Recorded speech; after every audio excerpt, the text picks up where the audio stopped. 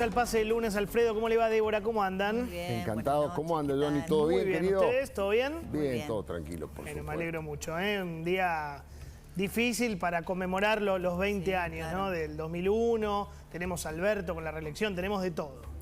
Realmente, Alberto, pensar en la reelección ahora me parece, no sé, a lo mejor yo estoy exagerando, pero me parece un poquito disparatado, un verdadero atropello del sentido común, ¿no? Ahí está lo que dijo. Dijo que se va a presentar si las condiciones están dadas. Sí, ¿no? en esa extensísima entrevista que le daba a Fontevecchia.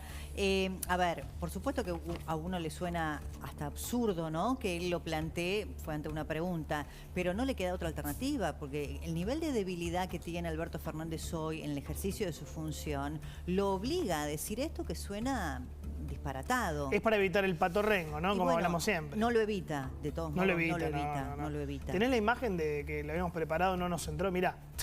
Con este número, Alfredo, Débora, les paré, hoy, todo puede cambiar en Argentina, ¿no? Es difícil pensar en una reelección, es muy rojo está esa placa, Sí, ¿no? salvo que, algo de lo que hablamos en este pase en otras oportunidades, y a propósito también de lo que se evidenció en Chile, aparezcan las fragmentaciones hacia el 2023, ¿no? Los 4/4 famosos. Y haya algún sector de la política que piense que atrás de Alberto Fernández puede generar otra cosa distinta al kirchnerismo, pero si no, no lo veo realmente. Lo que pasa es que lo de Alberto Fernández, digamos, ahí que está diciendo una obviedad. Si están dadas las condiciones, Sí, si no claro. están dadas las condiciones, no voy a hacer. No es que dice, sí, voy a ir por la redacción, no, porque hubiese sido más ridículo todavía. El tema de Alberto ni siquiera me parece a mí que es ideológico. Hoy en el análisis que después voy a hacer también aquí sobre el tema del 2001, yo me pregunto quién ha sido hasta ahora peor presidente, y lo comparo con De la Rúa, que para mí fue el peor presidente desde que comenzó la democracia, para mí. Yo creo que Alberto Fernández ya le está ganando, y no estoy hablando de posturas ideológicas, yo te diría ni siquiera de logros numéricos respecto a la desocupación, a la pobreza.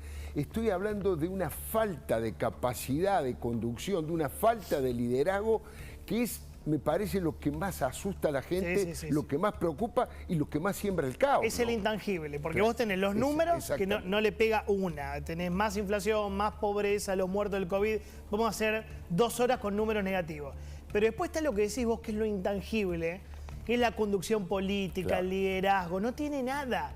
Es un presidente que es la nada misma. Lo digo con dolor, con todo respeto por la investidura presidencial, pero es un presidente que es intrascendente. ¿Viste que el otro día fue el acto de la democracia? Sí. Pues hasta Lula, bueno, lo querías escuchar a Lula porque era Lula. Mujica te cae simpático. Cristina es Cristina. Alberto intrascendente, es un presidente que sigue de largo, ¿no? Absolutamente. No acusa peso en la balanza. Se durmió el Pepe, de hecho. Ahora vos fíjate en las varias definiciones que hizo allí en esa entrevista de este fin de semana.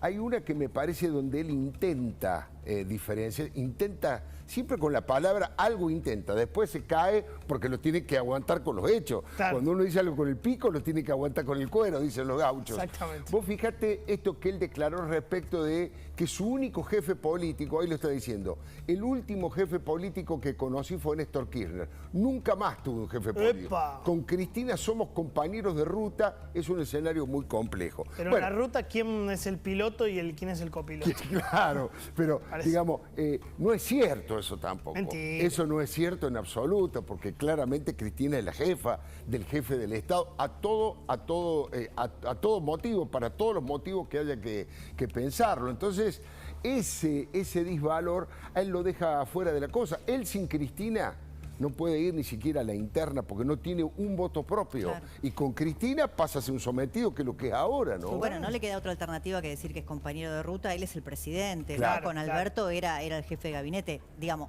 discursivamente con Néstor, perdón, no tiene otra alternativa. Ahora, yo también pensaba, leyendo esa larga entrevista, se ve que miran este programa, pues nosotros hablamos de un fenómeno que es el Selig, ¿no? Que casi lo ponen como una especie Ese de... es tuyo. Como una especie de cuestión psiquiátrica. Yo no lo soy, no soy médica ni menos psiquiatra, pero más allá yo lo asociaba con el personaje cinematográfico, pero en la entrevista lo asocian además con un fenómeno que está estudiado en la psiquiatría, ¿no? Del cual, bueno, Alberto entra o encaja en ese cuadro, ¿no? Claro, Selig es el personaje de Woody Allen y es básicamente ese concepto de aquella persona, no solo le dice lo que la persona quiere escuchar, sino que se mimetiza. Absolutamente, Claro, con el se entorno. convierte. en la película de Woody Allen era gracioso, pero es tragicómico, ¿no? Bueno, acá es Alberto yendo el otro día al norte diciendo la capital tiene que ser Tucumán y va al sur y va a ser en el sur. Es un Alberto que siempre queda bien con su interlocutor al punto de convalidar ideológicamente, ¿no? las cosas. Sí, le dicen tenés que liberar a Milagro Sola, dice hablo todos los días con Milagro. Claro, después sale Milagro Sola y yo no hablo con Alberto, ¿no? Una cosa increíble. Realmente, eso es Alberto, ¿no? Es realmente preocupante. Y hay un tema, Johnny, que tiene que ver con lo del 2001, que por supuesto que fue tan grande el infierno al que caímos, yo creo que el más grande infierno de gobiernos democráticos, por supuesto, incomparable con las dictaduras militares. Obviamente. Pero digo, fue tan terrible que tiene un montón de aristas, incluso hoy, entre gente que uno comparte ideas en común de lo que quiere de la Argentina, hay diferencias, hay disidencias respecto, no hay un discurso único de qué fue lo que pasó, qué fue lo determinante. Pero vos fíjate que en esto también el discurso, el relato del kirchnerismo, que son especialistas en llevar agua para su molino, instalar en la historia los valores. Hoy cualquier persona que no está muy informada dice que todos los muertos son de Fernando de la Rúa. Los muertos de Fernando de la Rúa, ese es un No, punto... porque no fueron en la Plaza de Mayo, todos los muertos. Pero fíjate vos, vale la pena escucharlo en la intervención que hizo en el Congreso de la Nación a Fernando Iglesias, donde comenta con toda precisión que la mayoría de los muertos, 25 de esos, todos los muertos por supuesto son dolorosos, igualmente trágicos, pero estamos diciendo que hoy se dice los muertos de la Rúa y resulta que de esos 37 muertos, 38, 25 fueron en provincias gobernadas por el peronismo y en consecuencia manejadas por la policía manejada por el peronismo. Bueno, que lo cuente Fernando Iglesias, que fue una parte de su intervención en Diputados. Escucho nombrar las víctimas y me apiado de las víctimas de diciembre del 2001. Fueron 38. De las 38, en la capital federal, que era el único distrito manejado en exclusividad por la presidencia o por el partido, 7. 31 en las provincias. Le paso la lista a algunos compañeros que parecen desorientados. Acá están los muertos de la Rúa. 10 víctimas en la Santa Fe de Reutemann, gobierno del Partido Justicialista. 11 en la Buenos Aires de Rucauf, gobierno del Partido Justicialista. 3 en la Córdoba de la Sota, gobierno del Partido Justicialista. 1 en el Tucumán de Miranda, gobierno del Partido Justicialista.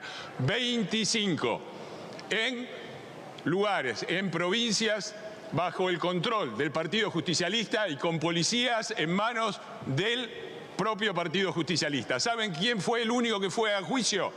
De la Rúa. ¿Y saben qué dijo la justicia? Que era inocente. Fuerte, digo, porque no es el saber común, el denominador común. Se salió del libreto oficial de la historia, ¿no? Exacto, y con precisión, y cuando uno va a la historia tiene absoluta... Es muy cierto lo que ha dicho Fernando Iglesias y eso no fue lo que se instaló. Porque nunca se habló de los muertos de Reutemann. Claro. De los 10 muertos de Reutemann en Santa Fe, o de los 11 muertos de Rucauf en la provincia de Buenos Aires, o de los 3 muertos de la Sota en Córdoba, o del muerto de Miranda. Es verdad, la verdad es así. Y además conceptualmente, depende con qué sector del peronismo uno hable, definen eso como, bueno, de la Rúa se cayó por inútil solo, otro lo volteó Duhalde, algunos caraduras llegan a decir que lo volteó Alfonsín, más allá de que Alfonsín, por supuesto, tenía distancia ideológica en muchas cosas con de la Rúa, pero voltear a un presidente me parece que hay que estar un poquito loco para decirlo. Pero vos fíjate que de acuerdo al matiz que cada uno, hoy la gente, digamos, los piqueteros oficiales que hoy fueron a la plaza, decían, viva la revolución, viva la rebelión popular. Es el concepto. Claro. Viva la rebelión popular contra los ajustadores. Eso fue lo que pasó para ellos. Una rebelión popular. Yo lo escuché a Guado de Pedro hoy, que estuvo paseando por todos los canales, también en este mismo sentido de la épica revolucionaria del 2001. Yo sostengo que el gobierno de la Alianza fue desastroso.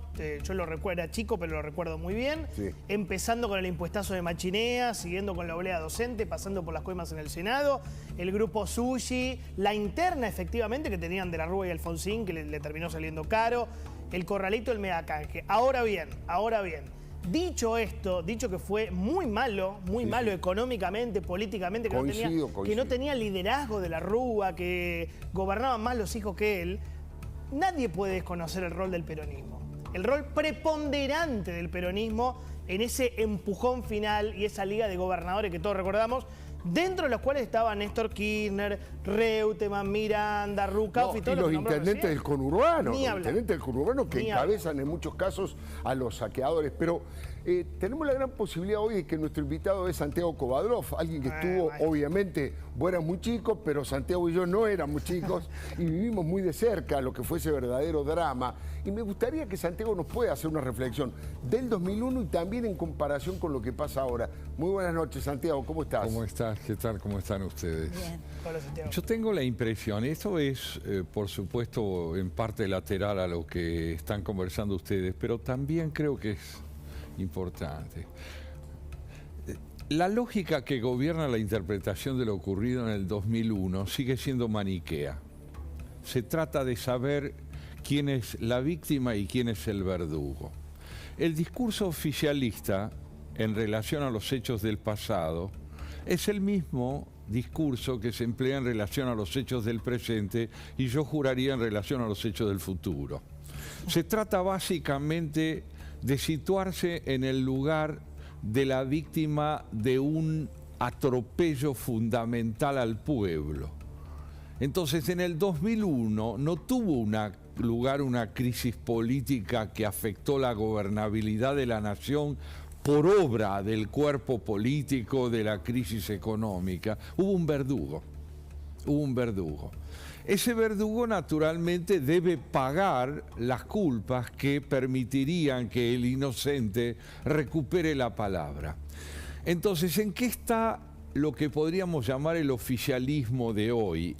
Sino en la misma lógica que gobierna la interpretación del pasado. ¿Qué porvenir puede ofrecer una sensibilidad política que no tiene apertura alguna, ni a la autocrítica, ni a lo complejo?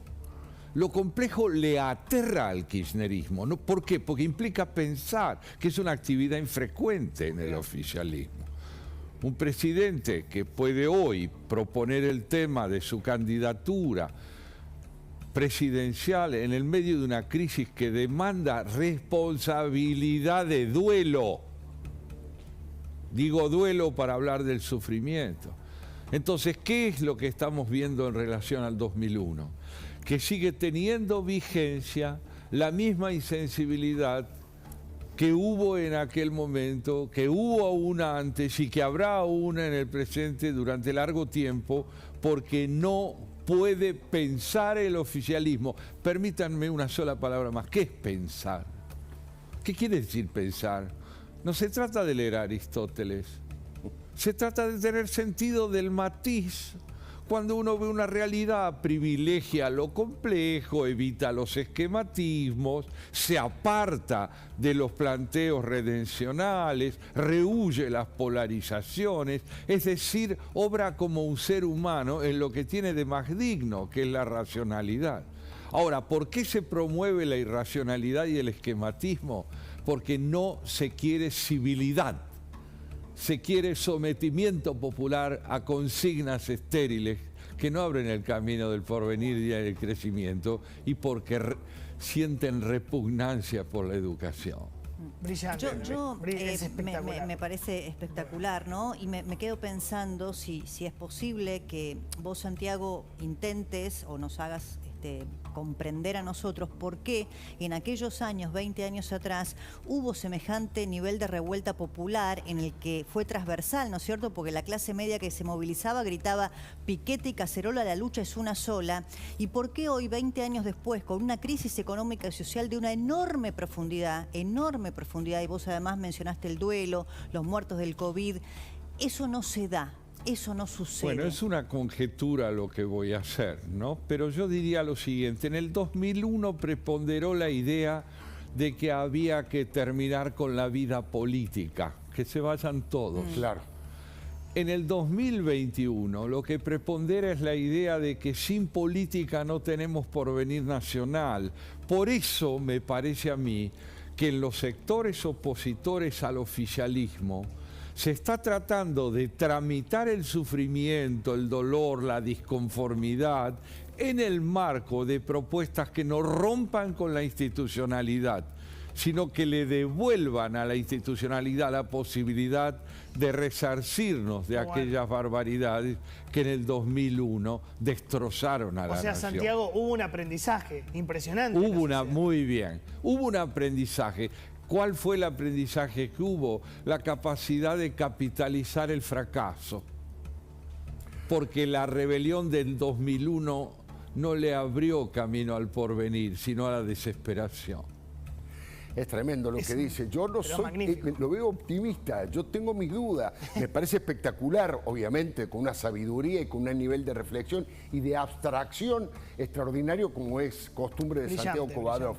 Ahora, yo no me da tanto el optimismo para creer que hemos aprendido, pero esa contrafigura que hace Santiago es realmente impresionante. Déjame que te diga. Allá había una idea de que la política tenía que sepultarse y acá hay una idea de que la política tiene que renacer. Exactamente. Yo creo que vos tenés razón cuando sos cauto. Creo que tenés... No, pero ¿por qué lo digo? Se arrepintió. Porque el aprendizaje no se pone de manifiesto como eficacia todavía. Claro. Se pone de manifiesto como anhelo. Bueno. Se pone de manifiesto como anhelo. Y ojalá en anhelo redunde en políticas de Estado eficaces. ¿Y en cuánto influyó como catalizador, ¿no es cierto?, de todo ese mal humor social, que no haya habido una revuelta popular, pero que haya habido en las urnas una vocación muy fuerte de la ciudadanía de decirle al gobierno, bueno, por acá no es, ¿no? Casi en un 70%. Pero antes que responda Santiago, lo quiero despedir a Johnny, que ya bastante esfuerzo ha hecho, Johnny. Ojalá que Alberto esté escuchando lo que dijo la responsabilidad de duelo. Qué frase impresionante. Perfecto, me quedó acá. Sí. Perfecto. Responsabilidad de duelo. Frívolo, presidente frívolo que habla de la reelección. Sobre la base de esas dos palabras, responsabilidad de duelo, me parece que uno debería articular su mirada política, periodística y todo.